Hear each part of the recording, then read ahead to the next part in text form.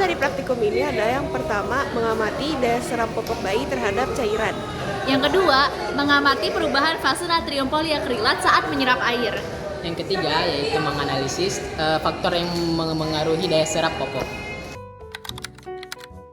Alat dan bahan yang digunakan adalah wadah transparan, popok bayi, air, dan gunting.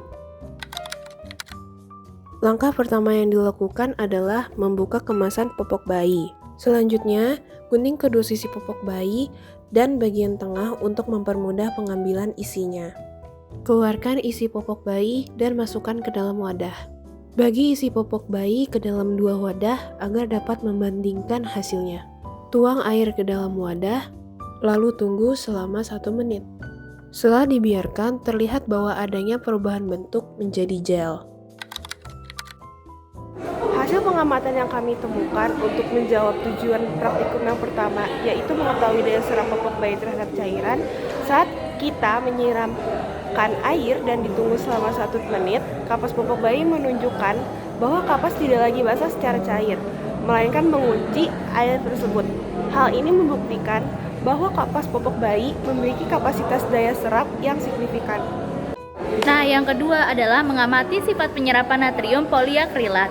Dari fenomena tadi, dari kapas yang berubah dari bentuknya yang menjadi agak jelly, itu adalah bukti fisik kalau misalnya natrium poliakrilat adalah polimer superabsorben.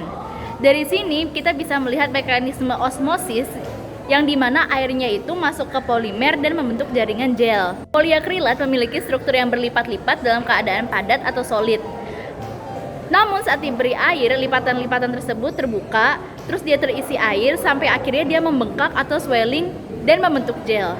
Interaksi ion Na+ pada natrium poliakrilat yang awalnya sangat berdekatan dengan gugus karbonil akhirnya jadi renggang karena adanya air yang memiliki interaksi kuat, yakni ikatan hidrogen antar molekul. Oke, di sini saya akan membacakan hasil pengamatan juga, menganalisis faktor yang memengaruhi daya serap popok bayi. Menurut N. Ramdhani et al., yang memengaruhi daya serap popok bayi ialah pH, suhu, temperatur, dan larutan garam.